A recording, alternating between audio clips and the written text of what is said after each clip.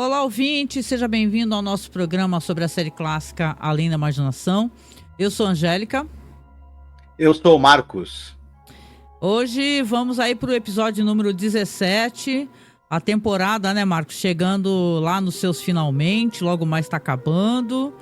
E, claro, né, no começo a gente sempre fala sobre o seu apoio, né? Nós não temos conseguido receber novos apoios no Apoia-se, né? E a gente está reiterando esse pedido frequentemente. Então, se você puder e você quiser, claro, né, tiver condições de nos ajudar, nos ajude pelo Apoia-se. Você pode pagar um valor mensal que fica a seu critério, tá? O link vai estar na descrição. Ou você pode nos ajudar via Pix também, tá? É apoiomasmorra@gmail.com. Hoje são 2 episódios que nós iremos conversar sobre. Sim. Eu acho que dá pra falar que tem uma certa trecheira, de certa maneira, nesses 2 episódios aqui, né? Os temas aqui que vai gerar uma certa conversa nossa. E, bom, vamos lá. O primeiro que começa é logo The Miracle at Camafield. Esse episódio é a direção do Ralph Senensky e roteiro do Rod Serling. O episódio tem várias coisas bem zoadinhas, mas a gente chega lá. É um conto do C.B. Guilford, que o nosso amigo Rod Serling estava adaptando nesse episódio. Né? Ele foi ao ar no dia 19 de janeiro de 72. Certo. Né? E é mais um daqueles autores que saem nas revistas de ficção científica, ficção especulativa, né? Ele tá muito ligado na verdade, ao Alfred Hitchcock. Isso, né? Ele apareceu em muitas antologias do Alfred Hitchcock. Ele tem mais de 40 histórias publicadas em antologias. O Alfred Hitchcock, a gente já falou sobre isso, né? Tinha antologias de contos policiais. Alfred Hitchcock apresenta. Na verdade, o Hitchcock tinha lido patavina daquilo. Uma chamariz editorial, né? Mas ele também escreveu roteiro para... ou melhor, conto dele também foi adaptado, virou roteiro do Alfred Hitchcock Hour. Alfred Hitchcock apresenta séries de TV que eram também apresentadas pelo Hitchcock. Isso. E é isso que esse cara é notado, o Guilford, né? E, na verdade, você vê que bastante autores que tiveram nas antologias ligadas aí ao Alfred Hitchcock aparecem adaptados aqui, né? Provavelmente o Jack Laird ou o próprio Rod Serling devia ser leitor assíduo desse material. Aí ele falava, isso aqui tá um bom roteiro. Dada a qualidade do material que a gente costuma pegar, realmente quem teve a chance de ler, né, nas revistas e tal, deve ter sido muito satisfatório na época, com certeza, né? Eu tô até com uma das antologias do Hitchcock aqui para ler, inclusive, na estante. Em breve eu vou começar a ler, porque no mínimo é bem divertido, né, o material que tem. Ah, muito bom, muito bom. Mas assim, né, o segundo episódio é o The Ghost of Sorworth Place. Isso. A direção também é do Ralph Senensky. E aqui o roteiro do Alvin Tapinsley. É uma adaptação do conto do Sorworth Place, do Russell Kirk. Quando nós formos falar sobre essa segunda adaptação aqui, eu tenho algumas questões que eu gostaria só de falar como curiosidades referentes ao Russell Kirk. Aqui, tá bom? Ah, eu também, inclusive. Mas provavelmente você vai falar o mesmo que eu iria falar, mas aí você fala. É uma figura muito, muito interessante mesmo, né? Chegaremos lá. Interessante. Mas vamos lá, então. Que tu acha de você falar, então, a primeira e eu vou pra segunda? Pode ser? Que aí eu já vou aqui preparando aqui as cenas aqui pro pessoal poder... Quem tá no YouTube, né, gente? Se você tá escutando só o podcast, não esquece de ir no nosso canal do YouTube, né, Marcos? Que aqui a gente coloca a cena, a gente prepara um visual aqui com quadro, né? Tá eu e o Marcos aqui no meio de um quadro, uma moldura. Porque afinal a brincadeira é essa, né? Galeria do Terror. E eu coloco umas ceninhas também pra gente, enquanto a gente vai conversando. Bom, esse nosso primeiro episódio, ele começa num... Eu não sei exatamente se ele é um bar, eu acho que ele, na verdade, é um hotel, e tem aqueles hotéis que embaixo tem um bar com restaurante, não é isso? Algo assim. no México. Exatamente. É uma história que ela começa no México, numa cidadela, né? Bem pequenininha. Isso. Mas é ali num daqueles, né, halls ali que você tem de hotel, né? Onde a pessoa desce para tomar um drink, comer, enfim.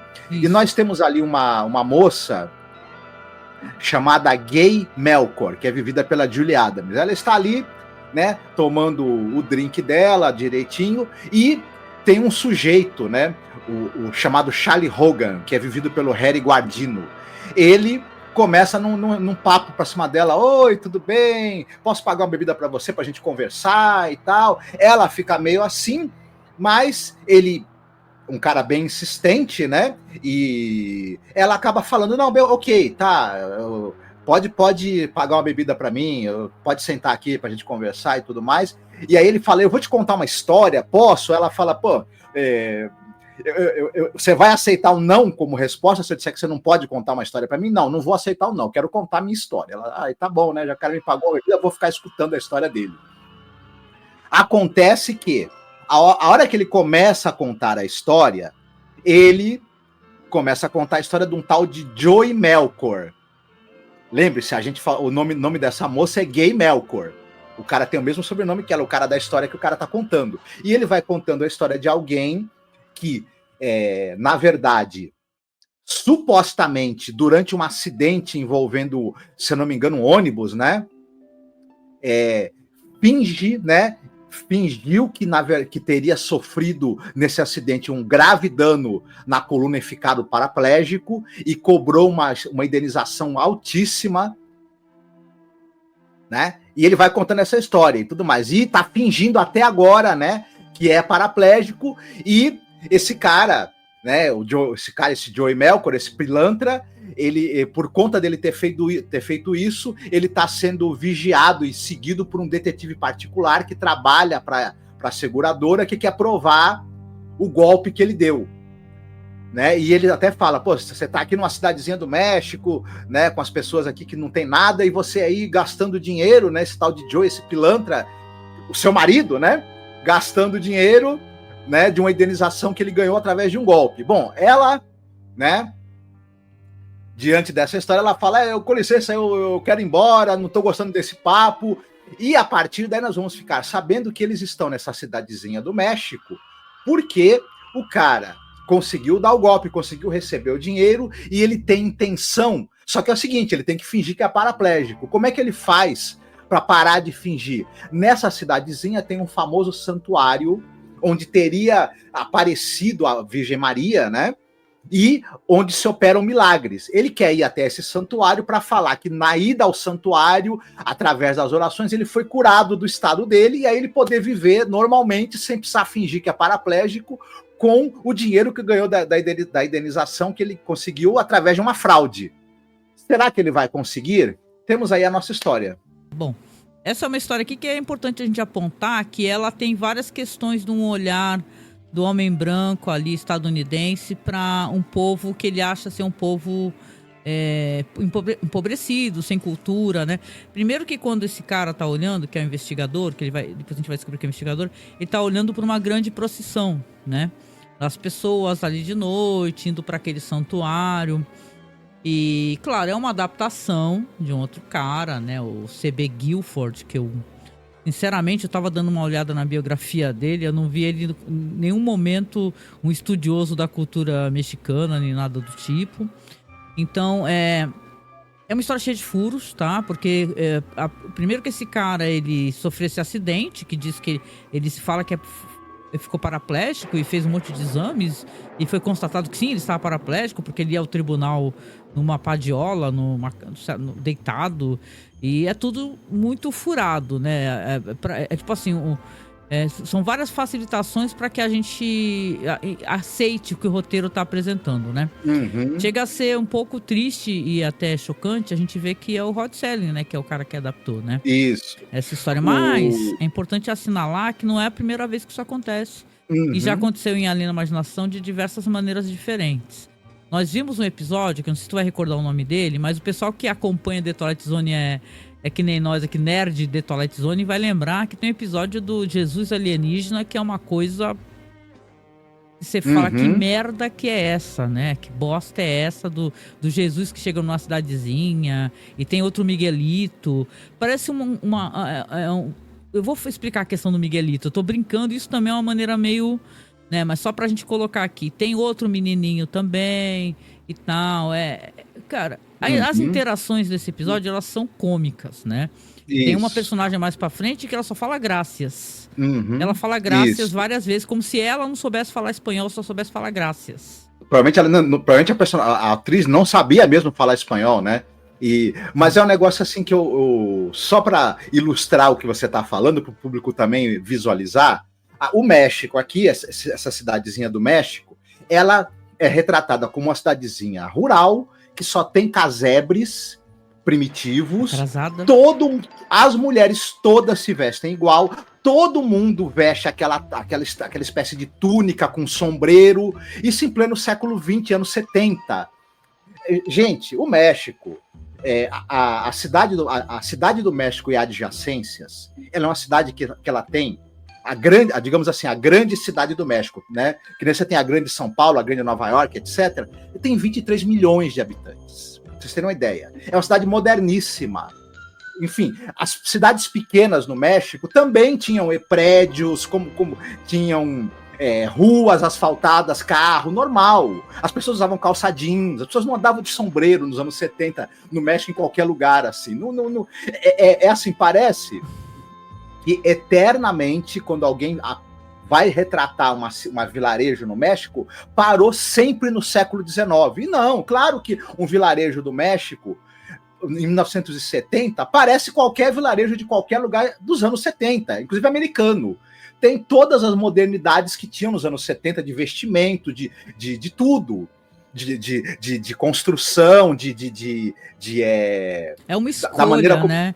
É uma decisão. É uma escolha. É uma escolha uma maneira de retratar um povo que é uma maneira estereotipada, atrasada, é o mesmo vilarejo, é o mesmo vilarejo da época do faroeste, em que todo mundo usa sombreiro igual, e o México, simplesmente na época em que essa série foi feita, o México não era assim, ponto.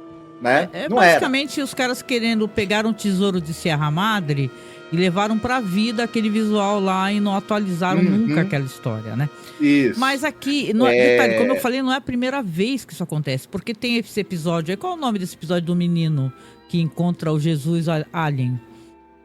Eu não lembro agora. Depois a gente coloca na publicação, tá? Como é um episódio esquecível, né? Eu acabei até não lembrando mais. E ao mesmo tempo, porque eu acho que é legal a gente apontar essa questão, ele não faz isso sempre. Não é assim que o Rod Serling retrata. Às vezes ele pega, episódios como Dust, aonde ele fala sobre a segregação do povo, sobre questões de injustiça. Sabe, ele tem estofo para isso. Mas parece que nesse momento aqui, essa adaptação, e eu não li a adaptação, às vezes a gente consegue ler, né, o conto original. É muito ruim, deve ser desde a adaptação, eu penso assim também, né? Sem justificar o que o Rod Serling fez aqui. É uma história cheia de furo, porque que tipo de análise é essa desse cara que sofreu esse acidente? E passou por todos os testes, não entendo isso. Alguém que sofreu um ferimento na coluna cervical, que fez com que ficou na coluna vertebral, rompimento ali de vértebra, lesão no sistema nervoso ali, que vai gerar que a pessoa perca os movimentos da parte de baixo do corpo, fique paraplégico. Isso, uma seguradora que vai te pagar uma grana depois de um processo, é claro que precisa de um laudo médico. 500 mil, hein? Em que há uma comprovação, né, de que houve uma lesão na coluna. Você não consegue, num processo judicial, porque, olha, 500 mil, que é o que o cara recebe, na época, isso era muito dinheiro. Então, é claro, tem essa facilitação. Na verdade, o roteiro quer chegar nesse determinado ponto, onde a gente vai falar onde é que chega, e aí, para chegar aí, ele usa todas as facilitações possíveis e imagináveis. Não, ele quer do espectador a suspensão de descrença. Isso é importante para que se você levar isso em consideração e tirar toda essa questão estereotipada que a gente gosta de problematizar porque é meio idiota, isso é desnecessário. Vindo de uma pessoa que a gente admira profundamente, que já retratou os povos de maneira justa, entendeu? Digna, e me parece estranho, né? Parece uma incoerência, né? Mas aqui nessa história, como você levantou, é isso, é uma história que ela tem eu acho que ela tem um clima no ar, ela quer ser no ar. Ela tem uma femme fatale, de certa maneira, uma mulher misteriosa. Ela tem um clima no ar no México. E isso daí eu acho um ponto positivo. Você pegar uma história em uma outra região e você vai ter essa mulher misteriosa, esse homem que vai interpelá-la e tal. Então, nesse ponto é interessante até. Sim. Tem uma coisa você tem aí algumas das, digamos assim, da fórmula, né, do filme noir. Embora esse aqui vá por um outro caminho. A gente vai vendo o desenvolvimento dele. Se fosse um filme noir, terminaria em morte, em tiro, enfim. Um noir religioso? Será que tem essa categoria? Profundamente religioso, enfim. Mas chegaremos lá, né? Você quer que eu fale um pouco do elenco e da direção? Fala sim. Por favor, pode falar. O diretor, o Ralph Senensky, ele, pelo que eu saiba, ele está vivo. Ele tem 102 anos de idade. Meu Deus, ele é mais velho que a minha mãe, porque a minha mãe tá para fazer 100 anos, olha só. É 2 anos mais velho que a minha mãe. Ele, obviamente, ele não dirige mais, mas ele teve mais de 50 anos de carreira. Ele dirigiu aquele episódio de Além da Imaginação, o 9º episódio da 4ª temporada, The Printer's Devil. Não é? Nossa, lembra? Que é maravilhoso. Que tem o Bugs Meredith. Tem o Bugs Meredith numa história demoníaca, entendeu? Muito boa mesmo. É The Printer's Devil, né? Que é um cara de uma editora, né? De jornal e tal. É muito boa. Isso. Agora uma coisa interessante. Esse episódio, a gente vai chegar lá quando a gente falar mais pra frente do que acontece. Ele tem um tom religioso. E é interessante que esse cara, o Ralph Senensky, eu já tinha falado daquela série chamada Insight. Era uma série que ela era uma série católica, né? Ela mostrava histórias, dramatizações que tinham a ver com conceitos do catolicismo, com conceitos religiosos, enfim, uma série que também fez muito sucesso. E ele dirigiu 15 episódios dessa série. Talvez, não por coincidência, ele está aqui dirigindo um episódio que tem também um fundo religioso. Pode ser. Né? Será que ele era católico? Até porque, possivelmente, Insight era uma série que é dos anos 60, né? Ele dirigiu algumas outras coisas. Tinha aquela série que o Burt Reynolds ele fazia um detetive, o Dan August, uma série que fez sucesso também com o Burt Reynolds. E ele dirigiu vários episódios dessa série com o Burt Reynolds. Ele dirigiu também séries como FBI, 16 episódios da série FBI. Ele é um cara que, você vê que coisa interessante, ele tinha experiência em dirigir séries policiais e séries de fundo religioso. Você vê que não escolheram o cara para esse episódio à toa. Ele fez também coisas como, por exemplo, ele dirigiu vários episódios de uma série que é O Papai Precisa Casar. Oh, que Sabe maravilha. o cara do Incrível Hulk, o Bill Bixby? Sei. Tem uma série de TV com o Bill Bixby, que ele era um cara que ele ficava viúvo e ele precisava criar a filha. Ao mesmo tempo, a série mostrava dele criando a filha como pai solo e ali as mulheres ali que apareciam, que ele poderia talvez ter um novo casamento, a vida de solteiro, a vida de viúvo dele, né, que se tornava uma nova vida de solteiro, mas com uma filha para criar. E, enfim, a série tratava desse cotidiano do viúvo criando a filha e dos flertes que ele tinha ali os com, japoneses, né? Já melhoraram essa história que fizeram o audition, né? Isso. Mas, enfim, ele também dirigiu muitos episódios dessa série com o Bill Bixby. Ele dirigiu alguns episódios da série Star Trek, da série original. Enfim, é um cara com muita experiência, né? Podemos dizer que ele é um cara que ele fez bastante coisa interessante. Mas aqui, sinceramente, para mim, ele faz uma direção meio burocrática. Eu não vejo nada de... Não, eu achei que assim, engraçado. Alguns closes aqui, algumas questões. É muito caricato, eu acho que que bom que você tá falando do elenco, que depois você vai terminar de contar a história, que é uma caricatura de um povo, e eu tenho a impressão que é quase como se o cara quisesse contar uma história de Aparecida, por exemplo, sabe? Dentro que tudo bem, somos povos latinos, né, religiosos e tal, mas é porque a santa apareceu, né, uma história muito parecida, né? E tal, a santa apareceu lá e é uma Nossa Senhora, né? Como é aqui também, né? Uhum. Sim, sim. É interessante. Você quer que eu fale um pouquinho do elenco? Por favor, fala aí, fica à vontade. Certo. A gente já falou que a moça, a gay, ela é interpelada por esse cara que, na verdade, ele é um investigador da firma de seguros que pagou o seguro pro marido golpista dela. Esse cara, esse investigador, ele é vivido pelo Harry Guardino. O Harry Guardino, muita gente vai lembrar dele, talvez por alguns... Ele fez alguns filmes muito famosos, viu?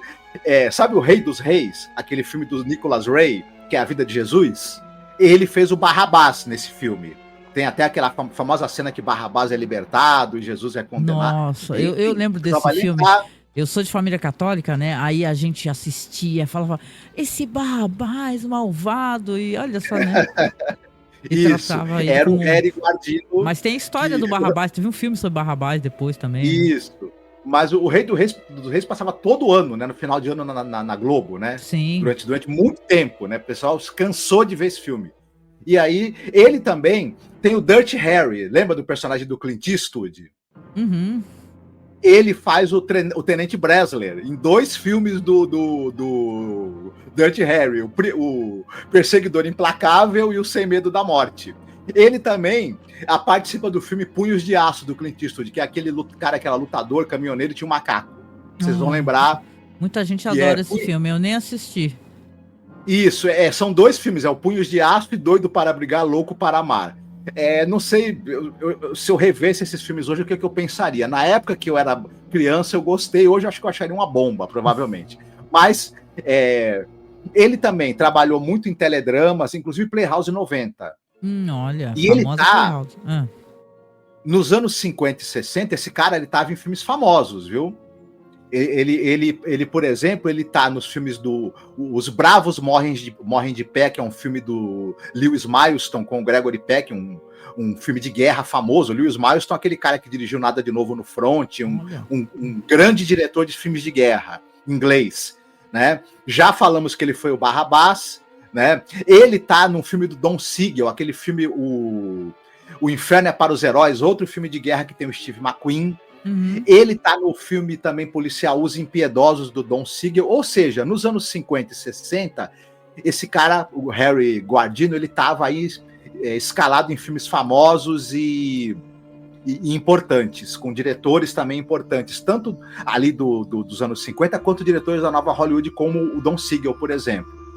Agora, a grande estrela, talvez, desse episódio é a Julie Adams, que é a esposa do golpista aqui, né? O pessoal vai lembrar dela, primeiro lugar, ela é a Kay, do Monstro da Lagoa Negra, né? Quem assistiu ao filme, famoso filme de terror B, que tem aquela famosa maquiagem ali e do Monstro da Lagoa Negra. Foi feita por uma mulher, viu? Só pra constar, porque às vezes as pessoas apagam, né? E tal. E ela, a roupa todinha foi elaborada por uma mulher. Isso, a que criou o traje, né, para o monstro era uma mulher, e ela faz a mocinha do filme, né, a Julie Adams, ela faz a Kay Lawrence. Todo mundo vai lembrar dela no filme, enfim, é muito legal. Só que a Julie Adams, nos anos 50, ela tava com tudo e não tava prosa. Por quê? Ela é uma grande estrela de filmes, tanto filmes de noir, quanto filmes aí de faroeste. Ela tá no famoso E o Sangue Semeou a Terra, um filme com James Stewart, né? Dirigido pelo Anthony Mann, um dos mais importantes faroestes dos anos 50. Ela tá lá, coadjuvante com o James Stewart. Também com o Tyrone Power, ela faz um filme que passou muito na TV brasileira, que é O Aventureiro do Mississippi. Filme do Rodolfo Maté, de 53, Um filme que passou muito na TV. Já falamos aí, o filme do Jack Arnold, que é o Monstro da Lagoa Negra.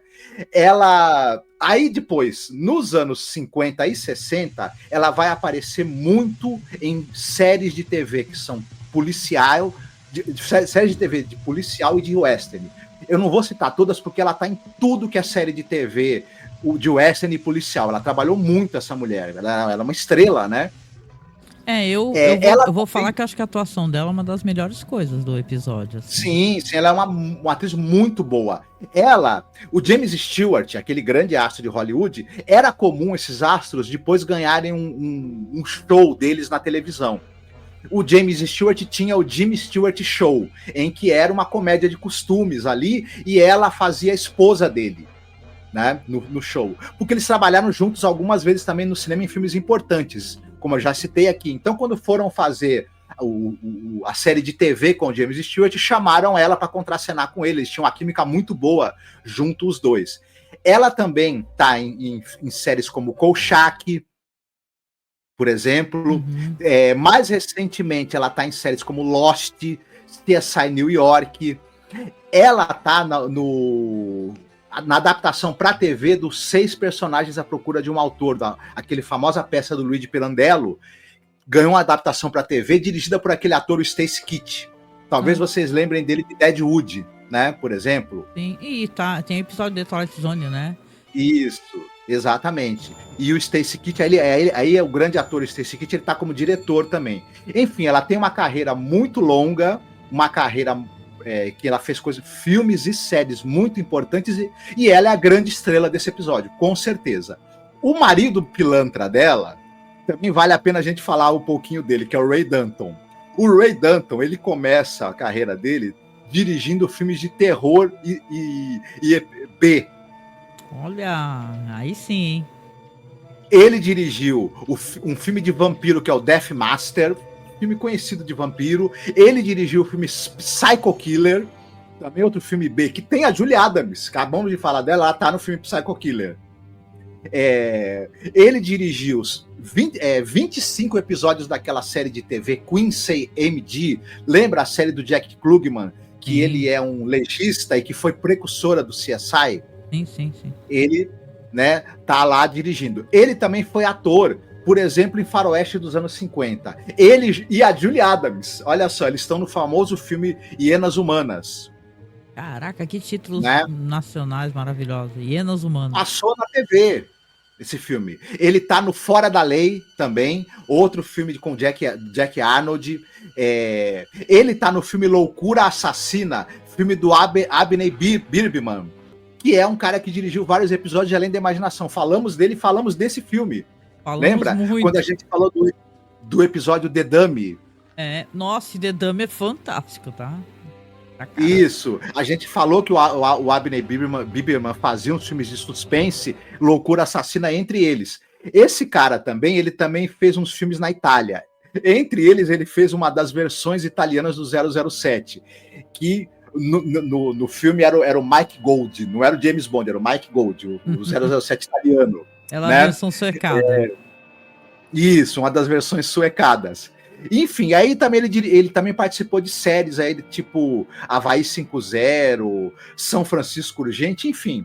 Um cara que é curioso porque ele era ator, mas também dirigiu uns filmes B de terror aí que ficaram famosos depois. Legal, ele tá mega canastra no episódio, tá divertido. Ele é meio canastra mesmo, né? É isso. Legal.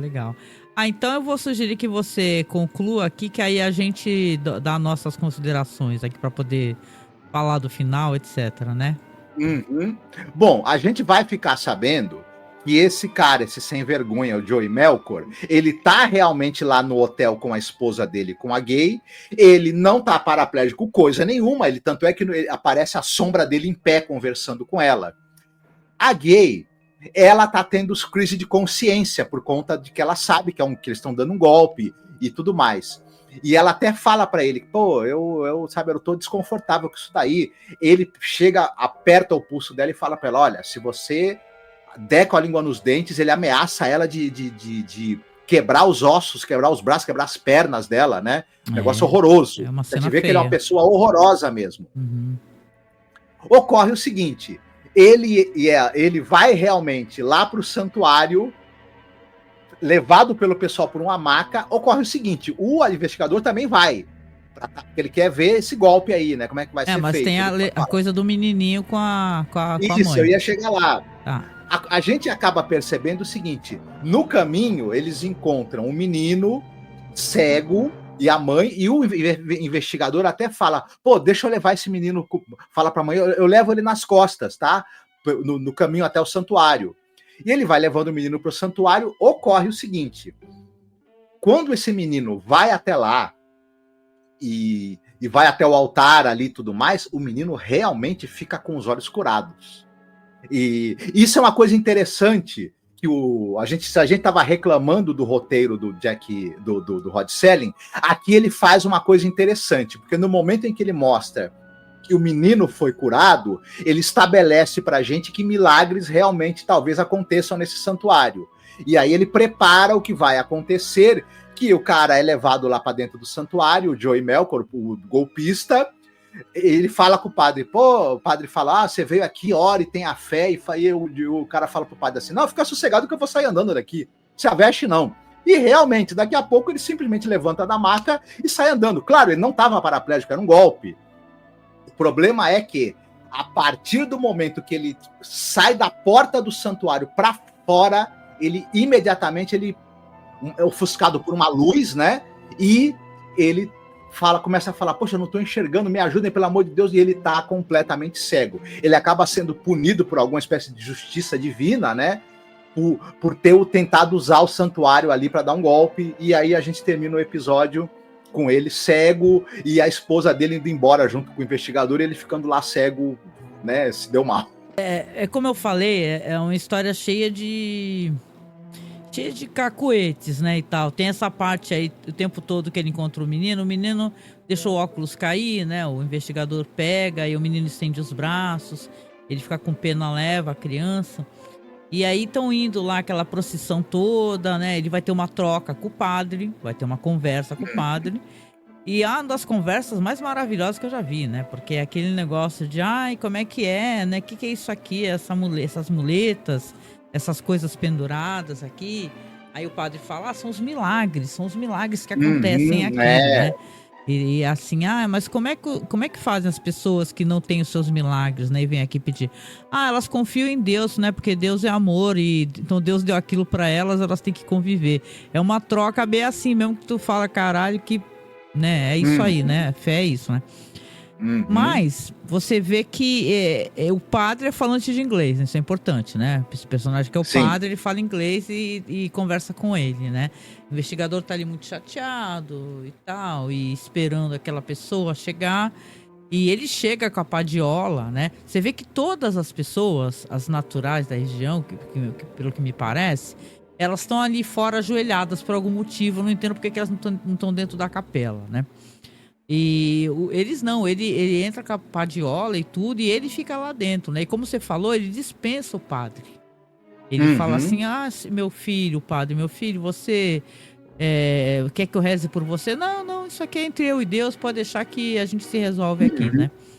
E ele até quando ele chega, ele fala pro cara, pô, cara, né, tu acha que vai se safar tão facilmente aqui? Porque, porra, tá fácil fazer esse crime, né? É só você pegar... Você vai lá, você engana a seguradora e depois você vai para um lugar, o milagre aconteceu, você sai andando e tá tudo bem, né? E tal. E essa história é muito ruim, ela é cheia de furo. Pelo amor Essa é outra facilitação de roteiro, que assim, o tribunal não acredita em milagre. Então, se eu fosse... Você tá paraplégico, você recebeu uma indenização. Você vai lá para um dito santuário, é operado um milagre e você sai andando. Quando a seguradora soubesse disso, ela ia saber porque o investigador da seguradora foi atrás do cara, é claro que ela ia apresentar no tribunal uma ação para o cara ter que devolver o dinheiro e ser acusado de fraude. E o tribunal, obviamente, ia acatar essa ação, porque o tribunal não acredita em milagre. Não adianta você chegar num tribunal e querer usar milagre como argumento. Eles vão falar, não, amigo, não tem, se tu saiu andando, foi golpe, não vamos acreditar, não tem essa. né? A Igreja Católica usa a ciência para validar os milagres, né, e tal, né? Sim, mas isso é uma coisa que, claro, né?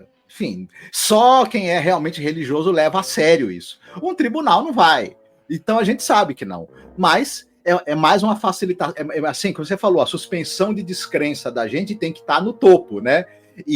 Mas quando eu acho que quando o episódio oferece algo muito legal, a gente até aceita usar nossa suspensão de descrença quando a gente recebe um pagamento de um drama muito bacana, um clímax muito incrível, ou um plot twist muito bom. Que nesse episódio aqui, meio que a gente já, quando a gente vê que acontecem milagres ali, a gente já na hora pensa, bom, o cara vai entrar lá, ele vai ser punido, vai acontecer alguma coisa ruim com ele vai se ferrar. A gente já sabe isso. Ou a gente deduz que ele vai ficar paraplégico de verdade ou que ele vai acontecer alguma outra coisa, no caso ele ficar cego. Até que eu diria que foi uma boa solução. Mas esse episódio não dá pra gente nenhuma grande recompensa, não é algo tão sensacional para, digamos, compensar a suspensão de descrença que a gente tem que ter em cima de certas coisas que ele coloca, né? Mas até o personagem também, apesar da atriz estar muito bem, eu gosto muito do trabalho dela. Convenhamos, o personagem dela, esse personagem que é assim, ela tá com essa crise de consciência ali, mas tá vivendo lá no México com o cara, com o dinheiro do cara. É aquelas coisas que você sabe, você fica meio assim. O episódio meio que isenta ela da responsabilidade dela estar ajudando um golpista. E ao contrário, dá a entender que ela faz um flerte com o investigador, que no final... Bom, tu já contou o final, né? E no final, que aí existe uma troca, então, uma troca divina, onde o menino vai recuperar a visão, o padre vai lá, beija o menino, que felicidade, todos comemoram. E aí o cara, quando o padre volta pra dentro da igreja, e o cara já tá de pé, todo feliz, botando a padiola lá encostada no cantinho do milagre e saindo, e quando ele sai vem aquele flash de luz, né? Fica tudo branco. E ele perde a visão, né?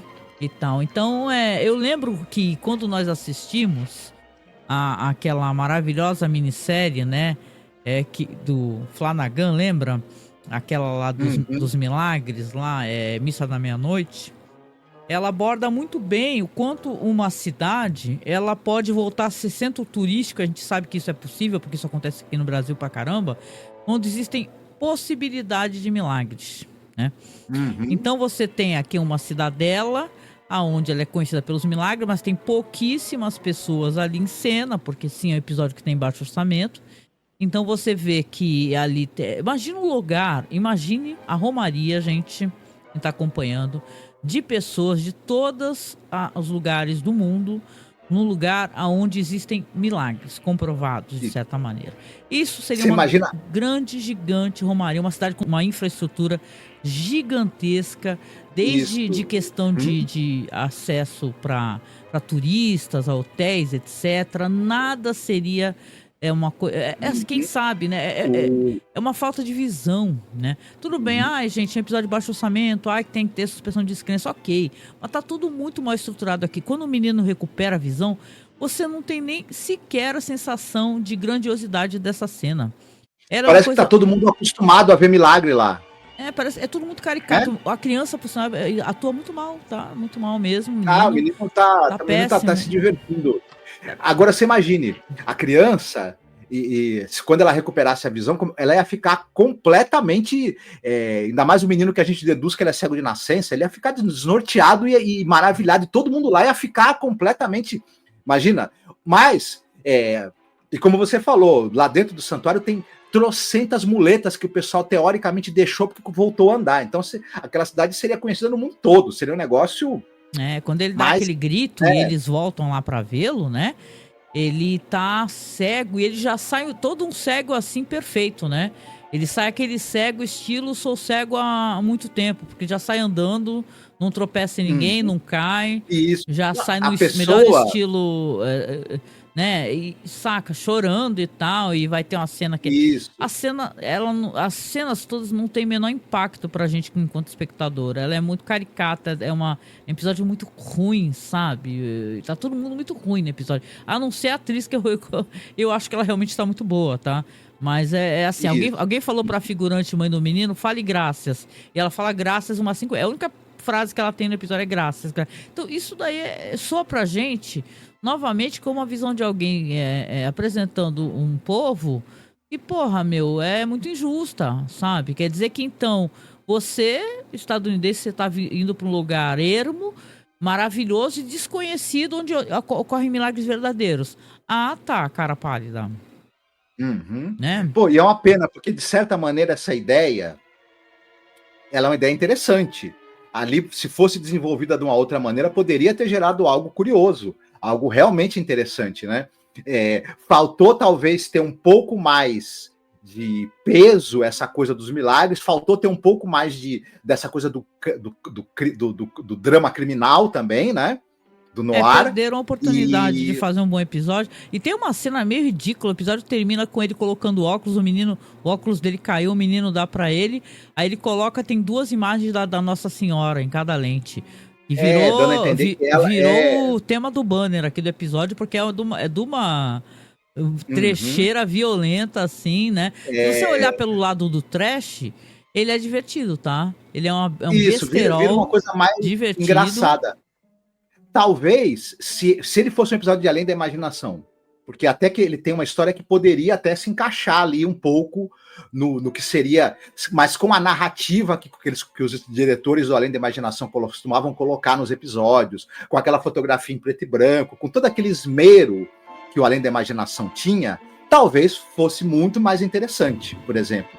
Mas aqui no Galeria do Terror ficou um episódio, né? E Galeria do Terror é muito inconstante, né? A gente sente isso aqui, a gente falando de episódio por episódio, você vê que tem episódios que são de uma genialidade, né? De uma abordagem perfeita, entendeu? Da pessoa pegar um conto, que o conto é bom, e a pessoa fazer com que o episódio seja uma adaptação, coisa que eu sempre defendi, que ele seja uma adaptação, e é uma ótima adaptação. Eu falo assim, ok, é diferente, mas e aí? É legal, é interessante. Aqui não é só... se você tira toda essa questão que empobrece a história, esse preconceito que o pessoal coloca, ainda é uma história ruim, sabe? Ela não funciona. Ela não funciona. Ela tem furos de roteiro, ela apresenta personagens que a gente não compra tão facilmente, e tem essa visão meio bem estereotipada, né, do que é o México. Então, juntando tudo isso, não dá, não. Bom, mas é isso, né? É um episódio, né? Que nem meu filho fala assim, aqui, quando eu pergunto o que tu acha do filme, ele fala, é um filme. Então, aqui é um episódio, um segmento. Sem dúvida, é um dos episódios apresentados na TV americana. Exatamente, nos anos 70. É isso, né? Bom, tem mais delongas, vamos aproveitar, vamos aí então pro segundo. Eu vou falar um pouquinho para vocês aqui. Enquanto eu falo, você sabe que eu gosto de colocar as cenas, né? Então deixa eu já preparar isso daqui, né? Colocar as cenas para vocês aqui, peraí. E eu acho que é até um pouco engraçadinho, né? Mas vamos lá então, para poder falar desse episódio aqui, que pelo menos tem umas questões legais referentes ao próprio episódio, o criador também, né? Vamos lá então. Esse segundo episódio aqui, ele é o episódio chamado O Fantasma de Sorworth Place. Sorworth é TH, né? Acho que é Sorworth Place. Como eu falei, é baseado numa história do Russell Kirk. Depois eu vou falar um pouquinho, não que eu tenha, mega estudado, mas eu achei interessante porque esse cara, ele aqui tem uma proposta que ele quer colocar nas histórias dele, então acho legal a gente evidenciar isso daqui. E se o primeiro episódio ele tem problemas relacionados a questões de andamento, eu acho que esse daqui ele quer construir uma história que realmente seja consistente, né? Ele tem uma trama ali que ele se dá o trabalho de apresentar para o espectador, né? Aqui a gente vai ter aqui um personagem que é aqui diz que é um americano de meia idade chamado Ralph Burke. interpretado pelo Richard Keeley. Ele, aparentemente, ele tá ali fazendo caminhada e tal, tá aproveitando ali um longo feriado, só que ele fica perdido no meio da floresta, sabe? E aí ele vê a placa lá de direção e, meu Deus, tá caída no chão, ele não sabe onde tá. Só que ele vai caminhando, ele vê um casarão. Aí ele fala assim, nossa, que sorte um casarão, né? Ele não fala nada, mas é o que eu tô falando. Aí ele chega lá no casarão, um casarão mega chique, né? Aparentemente muito bem cuidado. E vai lá, vai bater na porta do casarão, né? Porque ele precisa de direções, né? Ele tá perdido, ele não sabe onde está. Quando ele chega lá, ele é atendido por uma governanta um tanto quanto antipática, né? É a senhora Ducker, interpretada pela Mavis Neal Parker. Ela atende a porta e ela meio que dá pra perceber que ela quer meio que se livrar do cara, né, e tal. Só que enquanto ela tá ali falando, a dona da casa vai chegando por trás, né. Quando ela chega, né, é uma mulher muito bonita, né, o nome dela, a personagem é Anne Loring, é interpretada pela Jill Ireland. Ela acaba intercedendo, dá instruções pra ele, fala pra ele assim que se ele andar muito rápido, ele chega na próxima cidade, que tem ali uma hospedaria, né? Fala assim, olha, corra como vento, que você consegue chegar lá, né? Só que ele já fica todo encantado, todo sorridente, todo galã pra ela, assim. E ela é até fotografada, inclusive, como... Parece que ela tem uma certa... um certo brilho, sei lá, um glam, uma coisa assim, né? E ele conversa com ela e tal, e ele fala, se você for agora, você consegue. E aí ele acaba, né, tendo essa troca com ela, a governanta mais do que rápido, antes dessa conversa, inclusive, ela pede licença e fala assim, olha, dona fulana, tá na hora tal, eu tenho que ir embora, tá? Eu posso, tudo bem? Ela fala, ok, tudo bem, né? E ela sai andando, a governanta, com uma pressa, que você fica até assim, né, Marcos? Nossa, que pressa que essa senhora tá, né? E eles conversam ali mais um pouquinho e não vai demorar muito, o personagem vai se despedir e ela fica olhando ali na frestinha da porta de uma maneira muito enigmática e já mostra cenas assim de uma outra localidade. E ele já então instalado no que parece ser uma pensão, um hotel, né? No dia seguinte, né? O tempo passou e aí quando ele chega pro cara que tá na recepção, né? Ele fala, o gerente do hotel, o senhor MacLeod, que é o Patrick O'Moore, né? Ele acha que a Anne é uma amiga do Burke, né? E fala, deixaram aqui pra você um bilhete, né? E tal. Você conhece essa mulher, né? Que ela é famosa ali na cidade pelos motivos meio errados, né? A Anne Loring, ele fala, eu fui ontem na casa dela, pedi direções, né? E ele vai conversando com o gerente meio assim, né? Dá pra ele um papel e quando ele vai ler o papel, tá escrito assim, caro senhor Mr. Burke, por favor, venha à minha casa tomar chá comigo às 4:30 da tarde. Está convidado e tal. E ele fica todo, né? Ele até quase sai correndo, porque o gerente fala, ela acabou de sair daqui, quase que ele sai correndo atrás dela, ele tá visivelmente muito interessado, né? Só que o gerente tá com aquela cara de, meu, cuidado. Eu vou parar em certo momento, mas eu quero primeiro chegar pelo menos na parte da conversa dos dois, que eu acho isso divertido, né? Aí o gerente tá ali, todo misterioso, né? Um personagem muito misterioso. São longos diálogos, tá, gente? São diálogos onde o gerente, a dado momento, fala que tem que sair da recepção, que tá na hora do chá, vai pra um bar, convida ele pra conversar, e aí... esse gerente vai ser a primeira pessoa que vai contar essa história referente a essa mansão e a essa mulher. Servindo ali uma bebida, ele fala assim pro cara, né? Fala, olha só, essa mulher que você encontrou, que te convidou, ela tem uma história, tem um passado muito conhecido aqui da nossa região. Ela era uma mulher que parece que ela sofria alguma espécie de violência doméstica com o marido. E se suspeita que ela tenha matado o marido dela, né? E ela é uma mulher que ela não reside aqui, aquela mansão é uma mansão vazia, onde ninguém frequenta, ninguém gosta nem de trabalhar lá, e você entende até a pressa da governanta, né? E basicamente ele fala assim, olha, cuidado com o convite que você recebeu, se e você vai aceitar, porque essa mulher é uma mulher cheia de mistérios, as pessoas temem essa mansão, temem bastante essa mansão por motivos de achar que tem fantasmas. Então, se você vai, tenha muito cuidado, né? É claro que o nosso personagem aqui, ele não tá nem aí pro que esse cara falou, por quê? Porque ele parece que está muito apaixonado, né? O Ralph Burke, né? Então você já vai ter nas próximas cenas ele indo visitar essa mulher, ele vai pro chá, ele vai lá, realmente aceita o convite, e começa a conversar com ela, ter longos diálogos e tal com ela. Ela é uma mulher muito atraente, né? Ele tá muito fascinado, mas conforme ele vai conversando com ela, ele vê que a governanta, aliás, ela aparece pra dar tchau de novo, toda desesperada pra ir embora, né? Ela sempre fala, olha, eu vou embora, porque você sabe como é que é meu marido, né? O marido deve viver preocupado. A desculpa Ela dela sempre fala a sempre mesma essa. coisa. Ela fala assim, nossa, meu marido tá me esperando, só que ela tá, na verdade, ela demonstra medo, né? E ele fica ali conversando, e conforme ele conversa com essa mulher, ele vê que estranhamente, nessa casa, ela fala do marido, ela fala que ela conhece as histórias que falam sobre ela, e que falam no vilarejo, que ela é uma mulher perigosa, que ela é uma mulher muito misteriosa, por que ela vive na casa sozinha, por algum motivo, por que ela é uma mulher enclausurada. E ele tá ali flertando com ela, enquanto isso, as janelas começam a bater, né? A janela vai e se abre com vento forte, né?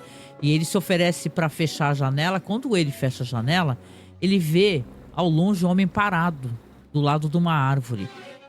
E ele fala, what the fuck? Mas ele tá parado estranhamente ao lado dessa árvore.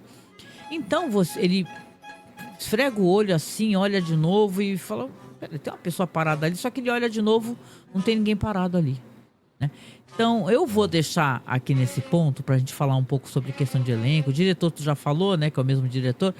Porque tem questões aqui que vai pro lado da trecheira e é muito divertido. Apesar deste autor aqui ser um cara muito sério, né? É realmente um estudioso de uma certa... É um saudosista de uma certa elegância masculina que ele defendia, né? Mas vamos lá, então. Você quer falar um pouquinho? Aí eu interrompo as cenas aqui e a gente... pega esse momento para poder falar então sobre elenco, etc. O diretor, como você já falou, é o mesmo do episódio anterior. O roteirista, ele é o Alvin Sapinsley. Já falamos desse cara, porque ele já escreveu outros episódios. Ele escreveu 6 segmentos aqui do Galeria do Terror. Entre eles, aquele terrível segmento The Hand of Borgus Vimis. Lembra? Nossa, sim. Meu Deus. Sim. Então, ele escreveu aquele episódio lá, bem, que tem um roteiro bem marromeno, né? E, enfim, mas já falamos dele. Falando do elenco, aliás, como você falou, né? Esse roteiro do Alvin Sapinsley, ele é baseado em um conto do Russell Kirk. Quer falar desse autor? Bora lá. Vou falar um pouquinho, então, sobre o autor. Porque tem uma coisa interessante relacionada a esse cara, né? Que ele tem até um blog que eu tava lendo aqui, The Imaginative Conservative. Devo estar pronunciando totalmente errado o nome. Conservador Imaginativo. Tá, ok. É o Conservador Imaginativo. Aqui tem um texto dele que eu posso deixar na publicação para quem quiser dar uma olhada. Claro que tá em inglês, né? Cavalheiros Literários de Russell Kirk. Aqui é interessante porque esse cara, ele tem uma espécie de coisa com a ficção gótica. Mas não somente a ficção gótica, como ele gosta de ficar lembrando um certo glamour da cavalaria, do homem do exército, do homem salvador e tal. Essa é uma história de um cavalheiro que ele salva uma dama. Claro que aqui na adaptação, eu acho que acaba ficando tudo meio trash, mas tem... sim, essa questão do cavaleiro, né, Marcos, né? Sim, exatamente. O Russell Kirk, ele, como você falou, né, e literatura gótica, você tem essa coisa da casa, né, muito importante. Ele era famoso por literatura gótica e contos góticos e contos de fantasma. Ele mesmo falava, eu quero ser um novo M.R. James. Isso. Eu quero seguir a trilha desses caras. E aqui é importante, até te dando pequena parte, que eu quero recomendar aqui nesse segmento, vou falar sobre isso depois, uma das histórias do M.R. James, que nós temos um podcast tratando especificamente disso, viu? Sim. Isso. Então, e aqui você falou, e tem essa coisa do cavalheiro, né? Do cavalheiro à moda antiga. Também vale a pena a gente citar o fato de que esse cara, o Russell Kirk, ele era, além de escritor, ele é o maior, um dos principais, se não o principal intelectual do conservadorismo dos Estados Unidos do século XX. Isso. Do pós-guerra, com certeza. Ele foi o cara que escreveu o livro The Conservative Mind. É um livro extremamente influente dentro do conservadorismo americano depois do pós-guerra. É um livro que ele traz uma releitura e reapresenta as ideias do Edmund Burke, aquele famoso conservador inglês. Basicamente, o Russell Kirk, ele traz os conceitos do conservadorismo inglês e adapta para os Estados Unidos. E ao trazer essas ideias, claro, essas ideias já eram conhecidas antes, mas o The Conservative Mind é a tese de doutorado dele. Ele era um cara muito culto, ele era um sujeito que escrevia ensaios, escrevia artigos em diversas revistas, escrevia em jornais, escreveu livros sobre política, sobre cultura. Ele era um teórico político também, né? E um conservador daqueles, né? Isso, católico. Depois ele não é de origem católica, de nascimento, assim, não foi batizado no catolicismo, mas depois se converte, porque só que ele é um conservador radical, só que ele sendo um pouco justo com ele, né? Eu discordo em gênero, número e grau de tudo que o conservadorismo prega, mas, sendo justo com esse cara, ele tá muito longe dos fascistas semi-analfabetos que se dizem conservadores hoje. Ele não era esse tipo de coisa, ele era um conservador muito mais próximo... que tá falando que é conservador, né? E é só um fascista mesmo da extrema-direita. E normalmente é uma pessoa burra e ignorante, isso é importante dizer. Isso, né? Exatamente. A pessoa sem formação cultural, intelectual nenhuma, né? A pessoa que é totalmente... Apesar de eu também não simpatizar com as ideias do conservadorismo, ao contrário. Não, isso. Ele é um conservador muito mais próximo do que era um Tolkien, por exemplo, do que era um C.S. Lewis. Isso. Tanto é que os conservadores ingleses eram onde ele se espelhava, né? O Russell Kirk. Enfim, e ele é um cara também interessante, porque ele, em determinados momentos, por exemplo, ele chegou a declarar voto em candidato do Partido Socialista. Porque ele, uma vez, né, ele falou assim, ó, já que o candidato republicano é uma porcaria e o candidato democrata é uma porcaria, eu vou votar no candidato do Partido Socialista. Então ele tinha um pouco isso, ele não era um fanático nesse... E também, ele mesmo falava, ele detestava essa coisa desse... anarcocapitalismo, ele achava que isso era coisa para idiota, para ignorante. Ele tem uma coisa também de gostar de retratar a decadência dessas grandes casas nobres e tal. Então, ele tem uma coisa de, por exemplo, na história dele, essa casa, essa mansão, não é uma mansão rica e bem cuidada, é uma mansão decadente. Essa mulher é uma mulher decadente também, entendeu? Então ele é um saudosista de outras épocas. Essa é a impressão que eu fiquei lendo sobre ele. Que eles têm saudade daquela coisa do cavalheirismo, do homem. Não cavalheirismo não somente, mas o cara mesmo que foi pra guerra, entendeu? E voltou e é um grande cavalheiro, entendeu? Por trás tem uma visão elitista, eurocêntrica, a gente já sabe de todas essas coisas, né? Mas só para as pessoas, né, não confundirem o Russell Kirk e as pessoas que têm essa postura do conservadorismo mais tradicional, como o dele, com essa aberração, tipo trumpismo e bolsonarismo que está por aí, que se diz conservadora, mas na verdade é o mais rasteiro neofascismo que você possa imaginar. Sim, né? Então, enfim. Exatamente, muito bom. E eu queria até, lendo aqui esse texto muito legal aqui que eu tô lendo desse site, que com certeza é de gente conservadora, mas acredite se quiser, e dá para ter texto bom de gente analisando um cara dentro dessa questão. Ele fala assim, por exemplo, a questão do cenário que ele coloca, olha lá, abre aspas, desafiando um tênue charme antigo que perfuma seu nome, Sorworth hoje é uma cidadezinha suja e sombria, poluída pela mina de carvão desde que a mina foi perfurada, e uma mancha de horríveis casas de trabalhadores industriais começou a se espalhar por ela. A cidade apodreceu, prestes a apodrecer ainda mais. A mina de carvão que movimenta sua economia está quase exaurida. Quando ela falhar, as últimas aparências da comunidade cairão com ela. A decadência está escrita até mesmo nas pedras em ruínas da antiga casa senhorial, Thorwald's Place, recentemente despojada de suas terras, servos e da maioria de seus móveis, habitadas apenas pela viúva solitária. A casa ainda está de pé, mas apenas por um momento. E então, como estalajadeiro de bem profetiza, a tortura e a ruína virão. Então você vê que devem ser textos muito interessantes de alguém que gosta de falar sobre essa questão gótica, do fantasma, do cavaleiro que chega para salvar uma dama. Aqui no episódio, isso é interessante porque chega a ser muito divertido. A cena, aí não tem como, o enunciado que eu vou colocar para esse podcast, porque eu gosto de botar uns títulos engraçadinhos, vai ser tipo, queria furunfar com o fantasma. Porque é hilário. Agora, eu me pergunto, sinceramente, eu lamento profundamente não ter lido o conto, que eu tenho absoluta certeza que não tem essa questão sexual no conto. Mas alguém que subverter toda essa questão de cavalheirismo e tal, e fez uma parada trash muito louca, mas eu vou chegar lá, né, na hora que eu for falar sobre o final. Ai, meu Deus. Você quer que eu fale do elenco? Por favor, fala assim, porque o elenco aqui deve ser no mínimo interessante, né? O garboso cavalheiro que vai tentar salvar a viúva, né, que está sendo assediada ali por forças sobrenaturais na casa, ele é vivido pelo ator Richard Keeley.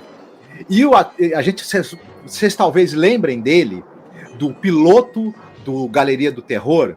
Um dos episódios era aquele do nazista que estava escondido aqui na América do Sul.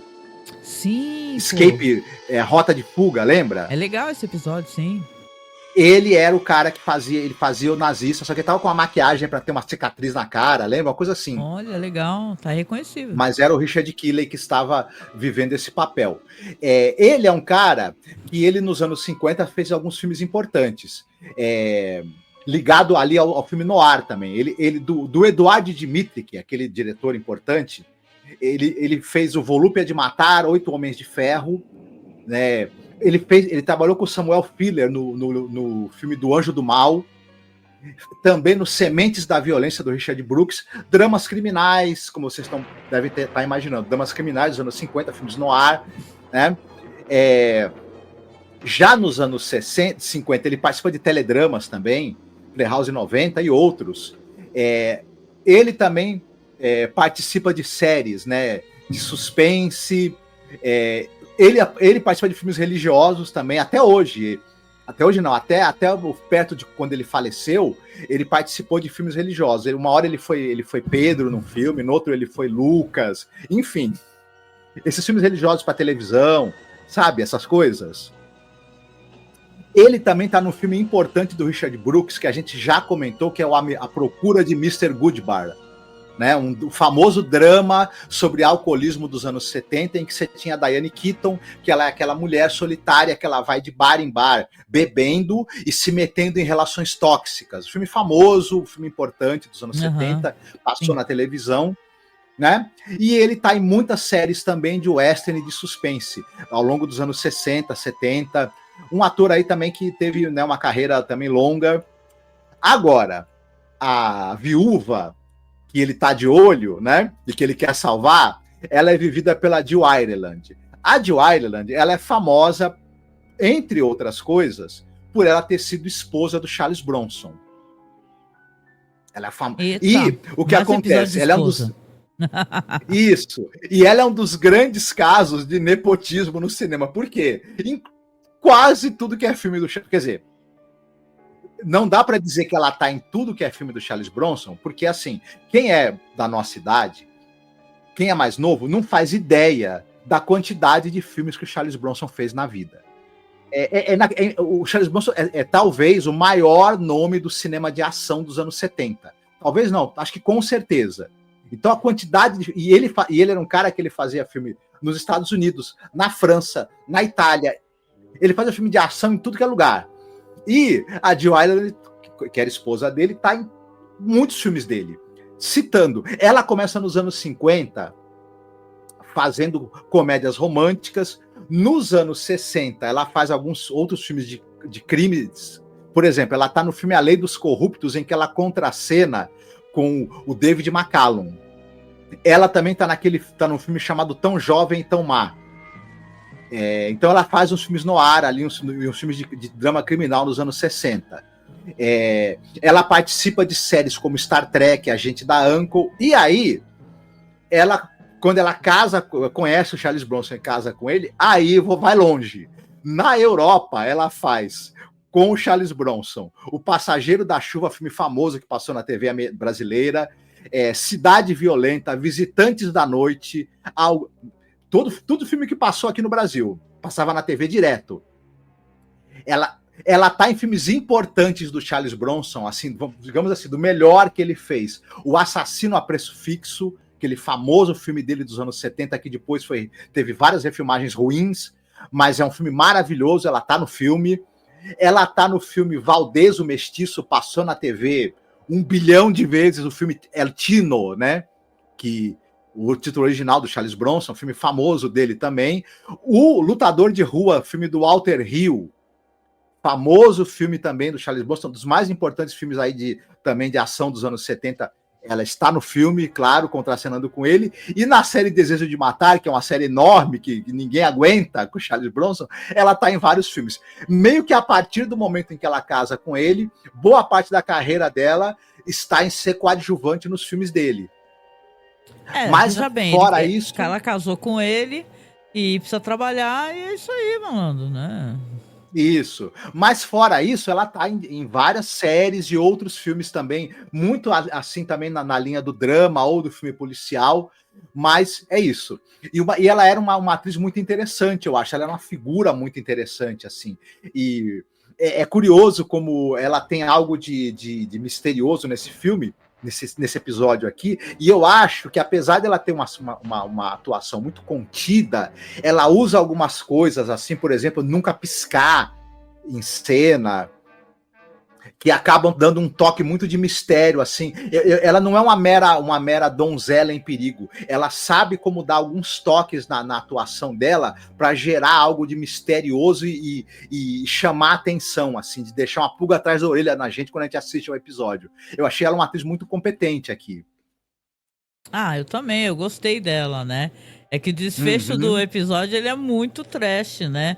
Mas daquela treche... Assim, trecho no sentido que eu quero dizer que, basicamente, você tem uma história aonde... Bom, vou continuar. Vamos fazer assim, eu vou finalizar... Eu tenho mais coisa pra falar? Mais atores e atrizes, você quer comentar? Não, eu resumi nesses aí que são os que mais aparecem. Isso. Você citou também, né? Que o cara ali, que ele é o... Ele é o administrador? Não, o que é o senhor que conta a história? O gerente do hotel, exatamente. Onde ele tá ficando, né? Que você citou. Que ele é um cara que ele é vivido pelo ator que é o Patrick O'Moore, né? Enfim, e ele é um cara que tá em filmes aí como... Ele participou de um episódio de Além da Imaginação, ele tá em filmes como Inferno no Pacífico, e muitas séries também de policial, muitas séries de suspense, dramas, enfim. Mas é um cara que ele tava mais para ser coadjuvante mesmo nos filmes. E, enfim, por isso que eu acabei não citando muita coisa nos filmes e nas séries que ele participou. Por isso que eu acabei não citando especificamente a carreira dele, né? Pra gente não se estender demais também, né? Legal. Não, tudo bem, interessante, né? Fatalmente, esse elenco aqui da série são sempre de pessoas muito... Já tiveram uma carreira do caramba, né, e tal, né? Night Gallery e The Twilight Zone, a gente falava muito sobre elenco, direção e tal, porque sempre tem histórias interessantes, né? Uhum. Mas aqui, pra gente poder finalizar aqui essa história, vamos colocar, botei umas cenas aqui. Ele vai lá tomar o chá com ela, né, no primeiro dia. Aí ela conversa com ele sobre as coisas que ele sabe, né, porque foram contadas pra ele no hotel. ele vai ter essa visão desse homem estranho parado do lado de uma árvore, e ele vai continuar, isso é importante, né? Ele vai ter outros tipos de visões também. Tem uma hora que ele vai ver esse homem passar, por exemplo, por dentro da mansão, sabe? Como se ele estivesse atravessando para um outro ambiente lá dentro, né? Esse homem, ele não tá só lá fora olhando, ele também tá dentro da mansão, ele tá transitando, esse homem misterioso. Uhum. E ele fica assim, porra, né? Que merda é essa? Só eu que tô tendo essas visões? E ele fala pra ela, né? Ele fala pra ela, ela fala, você deve ter visto o meu marido, né? Porque o fantasma do meu marido, ele tá sempre presente por aqui. Ele acha isso estranho e tal, mas você repare que não é isso que vai fazer com que ele deixe de frequentar a mansão dela. Porque afinal de contas ele tá interessado nela, né? Ele tá apaixonado por ela, né? E ele é um cavalheiro também, né? No outro dia, quando ele volta na mansão, ele volta, já tá frequentando, parece que ele tá frequentando alguns dias já. A governanta tá saindo e ela pede para poder falar com ele. Ela fala, o senhor falaria comigo alguns minutos aqui, por favor? Eu tô indo embora. E ela começa a conversar com ele, pedindo para ele tomar cuidado. Toma cuidado com essa mulher, né? Porque essa mulher realmente é uma mulher muito perigosa, né? Que ela sabe de coisas e já viu coisas estranhas que acontecem, né? Que ela vê, inclusive ela mesma já viu o fantasma do marido dela. Ele até brinca, fala assim, tu viu o fantasma? Quero ver então na hora de dar teu pagamento. Será que ele aparece? Ele zomba, né? E ela fica ali tentando alertá-lo e ele achando aquilo absurdo. Afinal, ela tá ali desancando, né? A mulher que ele tá interessado, que ele tá apaixonado, né? E enquanto isso, o fantasma vai continuar aparecendo, né? Até um momento que eles vão ser flagrados, né? Ela vai lá e fala assim, você tá aí?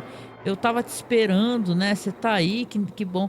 Aí a governanta dá tchau rapidinho, né? Sai andando e ela carrega a visita, né? Que é ele pra dentro, né? Toda elegante, toda flertando com ele. E ele vai falando pra ela que ele continua tendo essas visões desse fantasma. Tanto que quando ele entra na mansão, ele vê o cara jogado na escada. E daqui a pouco ele olha de novo e não vê mais nada, né? E aí que ela vai fazer um pedido pra ele muito estranho nessa história. Ela vai conversar com ele e vai falar assim pra ele, olha, eu preciso que você me ajude a assumir o fantasma do meu marido, a enterrar o fantasma do meu marido, desaparecer com ele. Por quê? Porque ele vive me perseguindo, ele tá sempre entrando no meu quarto, na casa, rondando por aí.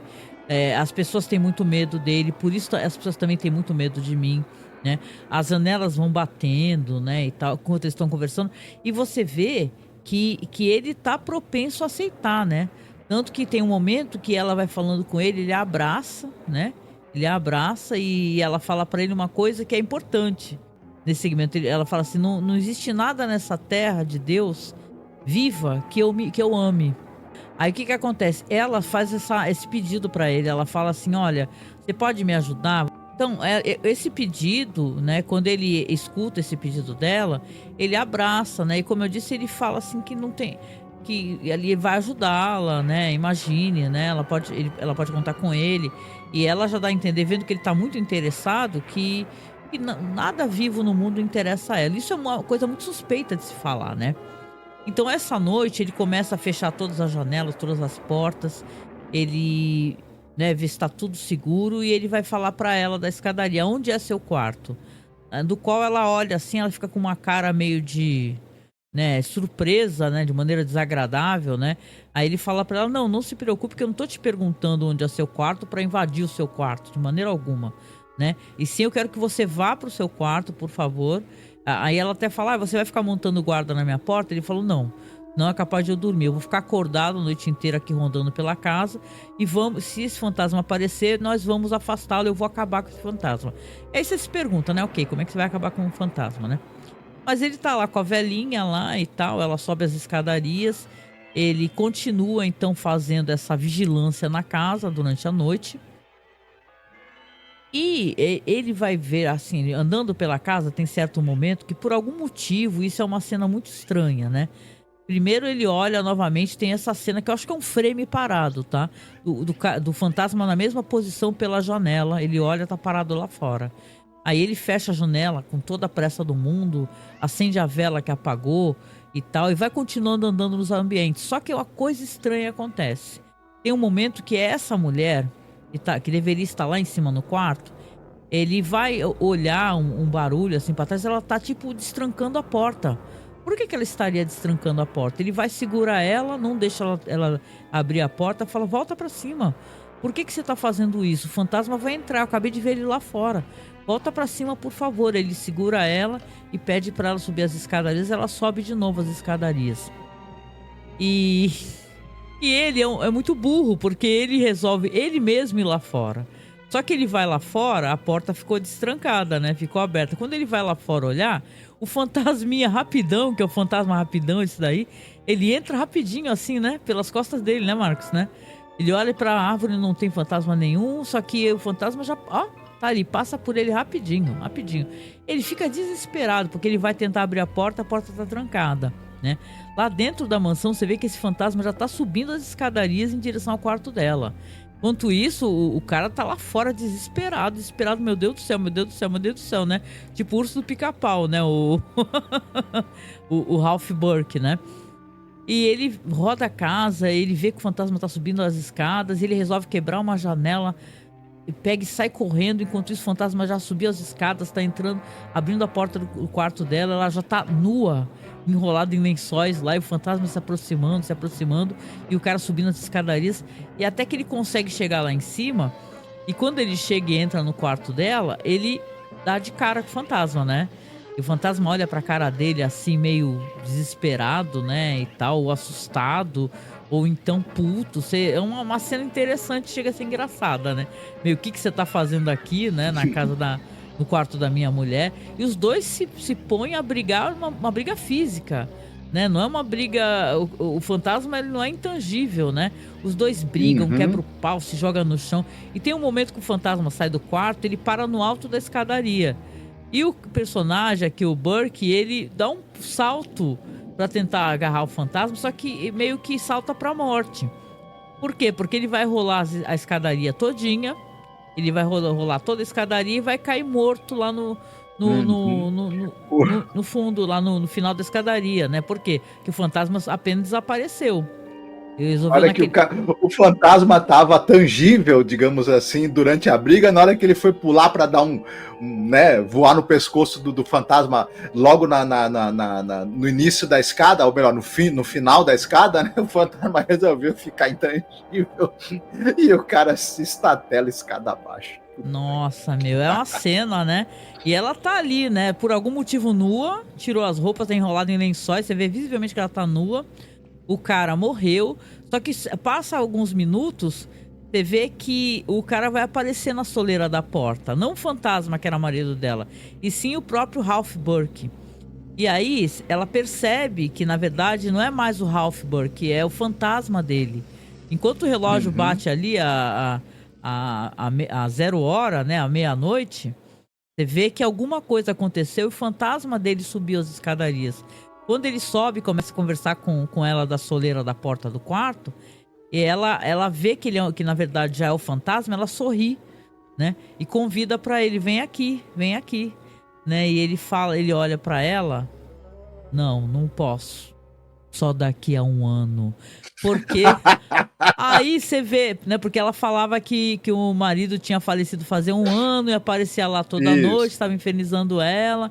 Nesse momento a gente achou até ele meio parecido com o Jeffrey Combs, né? O ator, né? Esse personagem aqui. Mas ele fala assim, com aquele ar assim, não, só daqui a 1 ano. Ela fecha a cara, né? Fala, porra, mais 1 ano de seca, né? Ou seja, mais 1 ano aqui. A mulher quer transar com o fantasma, bicho. O lance dela é transar com o fantasma. Ela fala, quando ela tava conversando, que ela teve só 1 noite com o marido, de lua de mel, pra poder fazer a confirmação do casamento. E depois, cara, nunca mais. Aí começaram a brigar, quebrar o pau, até ele cair pela escadaria. E foi isso, né? Tem alguma coisa... Eu não diria que ela é uma necrófila, porque ela não transa com digamos, o cadáver dos caras. Ela transa com o espírito. Então ela é, digamos, uma fantasmófila, né? Ela é uma fantasmófila, ela só quer transar com os fantasmas, tá ligado? Só que, pelo jeito, o fantasma do marido demorou tanto que ela falou assim, porra, malandro, preciso de um outro fantasma aqui, aí acabou convidando esse personagem pra virar fantasma. Eu acho que ela, entrando aí na brincadeira, né? Ela já não gostou muito, né, da noite de núpcias. Depois aí, quando o marido morreu, ela falou, vamos ver se melhora agora ele estando como fantasma. Pelo jeito não melhorou, né? Então ela queria ter um outro relacionamento para ver se achava um fantasma que fosse, digamos, mais compatível, né, com ela sexualmente. Tem umas entrelinhas aí interessantes, eu diria, que eu assistindo, eu fiquei na minha cabeça assim, né? Tipo, tem essa coisa desses cavaleiros galantes, né? Porque você tem um cara que é um cara tradicional, de uma família tradicional aí inglesa, né? E um cara que é uma espécie de cavaleiro à moda antiga americano também. Né? Mas as entrelinhas desse episódio é de que esse tipo de homem, cavaleiro, galante, tradicional, é incapaz de satisfazer sexualmente mulher. Tem essa entrelinha. Não sei se eu tô lendo demais, né? Achando entrelinha demais onde não tem, mas me deu essa impressão que o subtexto esses caras, no final das contas, eles são assim um fracasso, né? Enquanto homens viris, enquanto maridos, etc. Mas ela só quer fantasma, então o fantasma é mais viril do que os caras, então, deve ser, né? Na opinião dela. E gera um certo humor, esse episódio tem um humor ali, eu não diria nem que é humor involuntário, ele tem um certo sarcasmo de fundo, que eu acho que é até proposital do roteiro, e que fez eu acabar gostando um pouco mais desse episódio, eu admito que eu me diverti com ele. A cena do cara pulando na escadaria acaba sendo engraçada, entendeu? Achei ela um pouco engraçada, na verdade. Ele constrói um clima meio gótico, de mistério, e depois ele vai evoluindo para algo que termina numa espécie de comédia, é engraçado. Mas eu não diria que esses dois, né, tanto a coisa desse horror gótico de fantasma, quanto essa coisa mais engraçada e esse subtexto irônico que ele tem, eu não diria que as coisas brigam, acho que elas até casam no final das contas.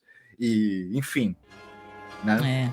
Não, mas a minha recomendação aqui, eu falei, né, antes que a gente termine aqui, que a gente já até, como eu sempre falo, a gente acabou até demorando um pouquinho mais que deveria, né?